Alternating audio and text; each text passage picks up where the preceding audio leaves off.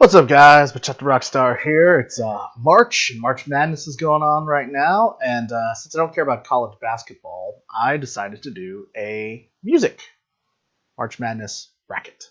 So I'm going to go over the last 64 years of songs and compare each one to each other.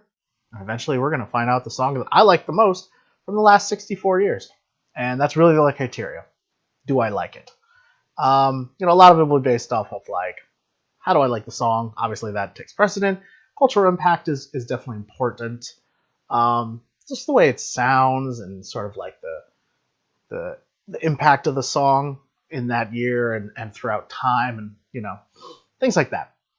But I'll always have my reasons for why I like a certain song, why I don't, why the song's going to move on.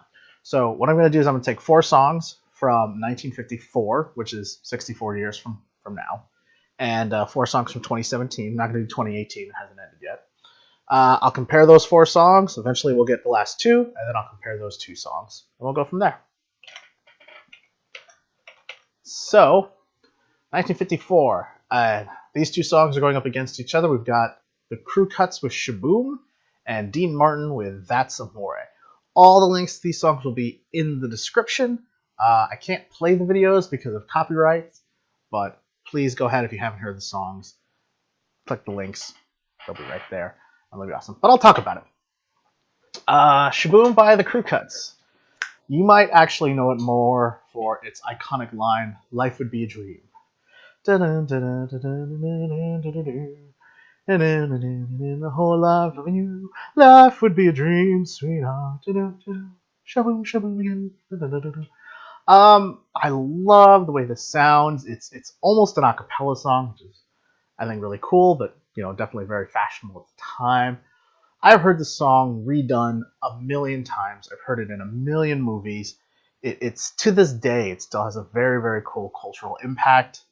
I rewatched the video just now, and they were in fact dudes with crew cuts, so the name fits. And I think it is so perfect of 54, of that era of like doo-wop and it's very like just 50s sounding music. Like the 50s had a very distinct style, and I feel like this song really embodies that, and that's why it's made it the top 4. It's going up against That's Amore by Dean Martin, a song that could have been made in the 20s or earlier. I mean, it's very, very Italian styled. A lot of Italian references. Obviously, That's Amore, and the way he sings it. And Dean Martin, classic guy. Part of the original Rat Pack, and pretty much not revolutionized music, but like was insanely popular at the time. Him and Frankie and Sammy and the whole Rat Pack crew. And there's just so many. They're iconic. They were the biggest celebrities at the time. And so I feel like one of his biggest songs should be on here. This is a really great song. And it's another song, too, that has been like, it still has cultural impact throughout the years. And so the real question is, which one's bigger? And I think ultimately I'm going to have to go with That's Amore by Dean Martin. Shboom is a song that I absolutely love, but it is very much of the 50s, whereas That's Amore I feel like has a timeless quality to it, and like I said, it is still in movies to this day. People still quote it to this day. I think its staying power and its lasting power ultimately gives it the edge over Shboom and the Crew Cuts, but I do want to highlight them, make them sort of an honorable mention, I guess. And that's the other sort of purpose of this video, too, is to bring to light some songs that maybe you've forgotten from these years or from this time. So there you go. The other 2 songs that are going to go at each other, Answer Me My Love by Nat King Cole and Shake, Rattle, and Roll by Bill Haley and the Comets, I believe. 2 excellent songs. Answer Me My Love, Nat King Cole. Not one of his more famous songs. But beautiful, just orchestral, and the longing and the doubt in his voice and his song. Most of his songs, if you remember, are like very, unforgettable, and like, they're a little more self assured in that sense. And what I really like is the vulnerability of the song and how much he's just like, please, like, you know, tell me you love me. Please tell me that this is what you want. And listening to it again, it just gets you right here. Gets you right here. You know. And then of course there's Shake, Rattle, and Roll, which is an iconic song, has been around forever. You know, any time a movie references the 50s, like this song is being played, it has been covered easily 10 times. You know, Shake, Rattle, and Roll. Somebody has covered it at some point, and pretty much every generation has covered it at least once or twice. And so that's why it belongs at least in this category. But I think ultimately Answer Me My Love is going to win, simply because while it hasn't necessarily had the cultural impact of Shake, Rattle, and Roll, it's a gorgeous, gorgeous, gorgeous song. It's just beautiful. It's definitely one of Nat King Cole's, I think, underappreciated favorites. And so I believe it should move on. And so that's it. We've got That's Amore and Answer Me My Love competing for the 1954 slot. And both of them, right? So you've got the very iconic That's Amore on one side. You've got the, I think, underrated Answer Me My Love on the other. You got two incredibly famous artists. And I think ultimately, though, and I hate to say this, God, I love Nat King Cole, but I think he's going to come up more in future years, almost certainly. I mean, Unforgettable is unforgettable, and there's no way that that's not coming up again later. So, but that's not why I'm picking That's Amore by Dean Martin. That's Amore by Dean Martin has had cultural impact ever since he wrote it, and like I said, it has been in every single like romantic movie for frickin' forever. And I mean, there's just so many like quotable lines in there. When the moon hits your eye like a big pizza pie, that's amore. Like, come on.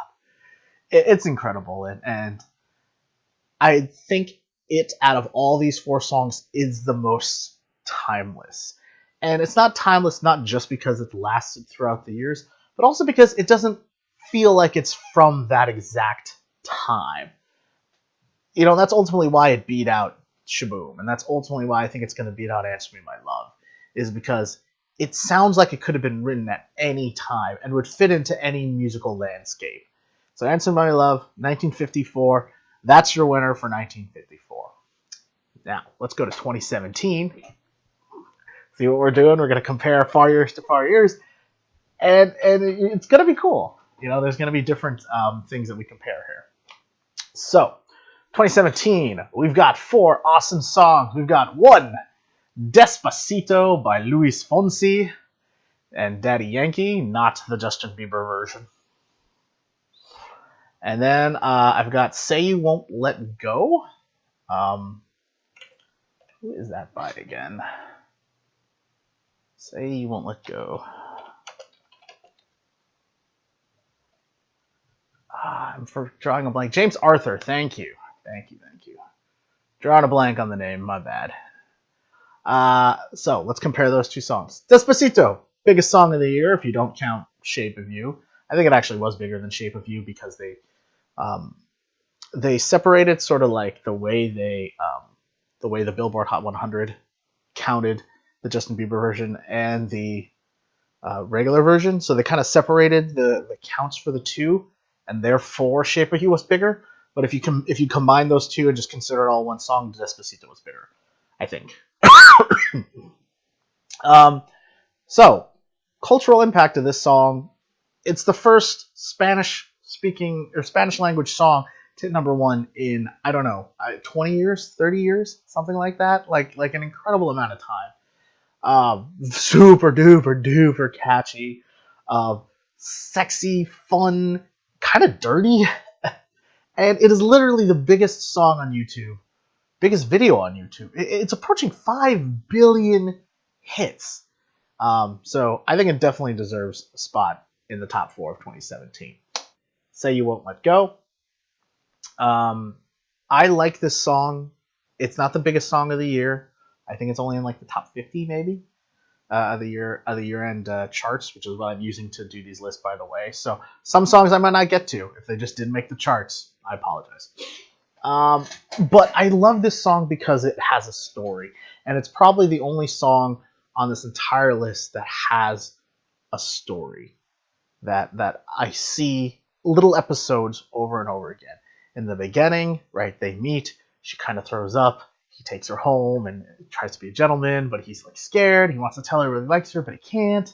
Then we fast forward a little bit to them as a couple, and to them with kids and stuff, and then and then he keeps looking back at her and it's like, I'm old now, but I still love you, and I'm really enjoying what we have. And then, in the last verse, I will love you till we're ghosts, until we're dead and gone, and my love will continue. It'll go on forever. And I think that's such a beautiful sentiment and a beautiful statement. And I think it's a really, really underappreciated song. And I get it. James Arthur's not the best singer, but man, these lyrics and this song just hit me so hard, and I love them. So, Despacito, the biggest hit of all time, versus Say You Won't Let Go, one of the best lyrics I consider of 2017. Ultimately, gotta go with Despacito, just because biggest song of all time. Like, I can't beat that. I can't argue with that. Say You Won't Let Go is great, and I really want to highlight it. It's my personal favorite of 2017, but again, because we're doing a bracket and we're trying to compare, and I realize this is all my things, but I can't sit here and say the biggest song of all time does not at least deserve to go to the top 2 in 2017 over Say You Won't Let Go. So, next two songs we're comparing from 2017, 24 Karat Magic by Bruno Mars. Fantastic song. Awesome, like, sing-rapping kind of in the beginning, and then, like, kicks into the chorus. There's so much just suave, cool slickness to this song, and putting your pinky fingers to the moon. Like, can't beat that. Incredible song. Really, really well done. Grammy-winning 24 Karat Magic. And what else there to say? Bruno Mars at the top of his game. Just incredible work. And I think it's fantastic. And last, I've got Too Good at Goodbyes by Mr. Sam Smith. This is another one of those songs that wasn't really that big, but it hits so hard. Very similar to Answer Me, My Love by Nat King Cole. And what I really liked about this song is, the choral sound to it was fantastic. But the idea of just, I'm too good at goodbyes because I can't let you in. I can't truly let you in. And I'm just doing it to protect myself. And so, like, you can see how both sides would be really hurt by this. But he has to do what he feels is right. But he knows that it's wrong. He knows that he should open up. He just can't. And she's just too scared. And he's too good at goodbyes. And like, I can feel that, It's so scary to get into a relationship and truly be vulnerable and let your heart open up. And then to have it potentially be crushed. And it's like, he can't handle that. He can't handle that. And he thinks he's being strong, but he's actually being weak. And you can feel the way his voice, like, it's just throughout the song. There's this undercurrent of just, I'm trying to be strong, but I'm not. I'm trying to be strong, but I'm not. And he just captures that moment fantastically. Incredible song. I'm a huge fan of Sam Smith and his work. So, 24 Karat Magic, super upbeat, super awesome. Bruno Mars top of his game. Sam Smith, Too Good at Goodbyes, vulnerable, sad, weak. Which one's going to win?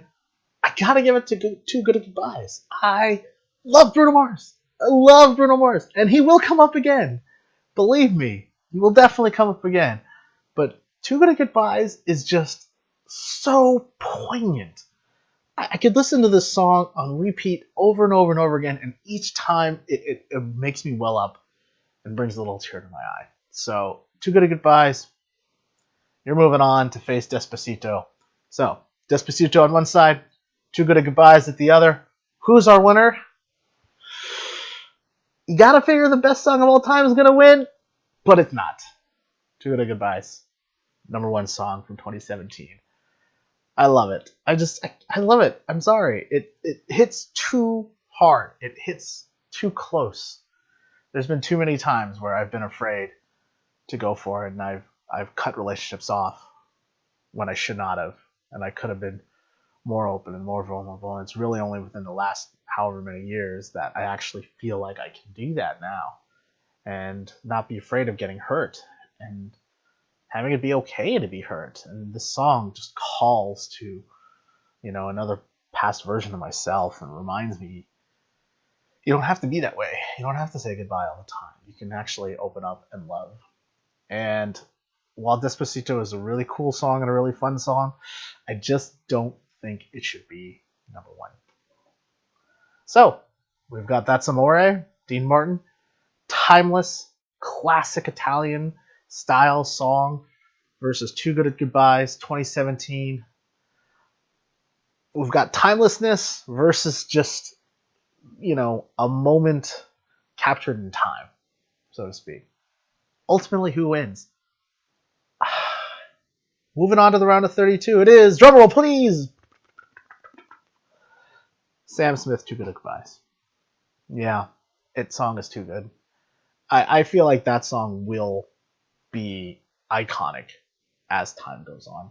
It's not a huge hit, and that may actually kill it, but for me, it is such a huge hit. And That's Amore has always been there and always been timeless, and I cannot stress enough how important that is to me and to this list. But ultimately, Too Good at Goodbyes, moving on to the round of 32, simply because it's also timeless in a sense that there will always be people who are too protective of their own hearts to really open up and really have the kind of relationship that they should have. And they just leave a trail of broken relationships as time goes on. And That's Amore is ultimately a light, fun song, but I don't know how much really deep feelings it has as compared to Too Good at Goodbyes. So there you go. Round of 32, Too Good at Goodbyes.